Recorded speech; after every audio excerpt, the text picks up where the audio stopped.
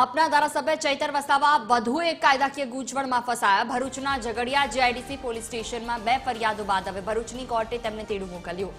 ગુજરાતની પોલીસ દારૂ વેચતી હોવાની છબી ઊભી કરવાના નિવેદન બદલ 2 ફરિયાદ દાખલ પણ કરવામાં આવી હતી। ચૈતર વસાવાએ 2024ની લોકસભા ચૂંટણીમાં રાજ્યની પોલીસની છબી બગાડતું એક વિવાદાસ્પદ નિવેદન પણ આપ્યું હતું। વધુ માહિતી સાથે સંવાદદાતા વિકી જોશી ફોન લાઈન પર જોડાયા છે। વિકી, ગુજરાતી પોલીસ દારૂ વેચતી હોવાનો પણ તેણે આરોપ લગાવ્યો છે। આ સાથે ઘણા બધા આરોપો, કોઈ ખાસ કાર્યવાહી કરવામાં આવી કે કેમ?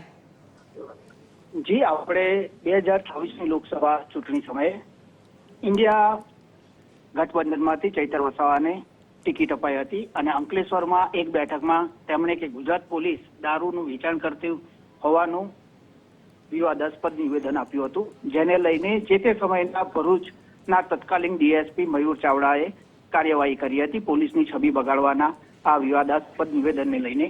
અને ત્યારબાદ કોર્ટમાં એમે આ નિવેદનને એ કરીને સરકારી વકીલ પરેશ પંડ્યા પાસે ફરિયાદ પણ કરાવડાવી હતી અને 2 પોલીસ કર્મીઓએ જ આ ફરિયાદ કરી હતી, જે કેસ ચાલી જતા અદાલતે 23 મેના રોજ ચૈતર વસાવાને હાજર રહેવા માટે નોટિસ ફટકારી છે। બિલકુલ, તમામ જાણકારી બદલ આભાર।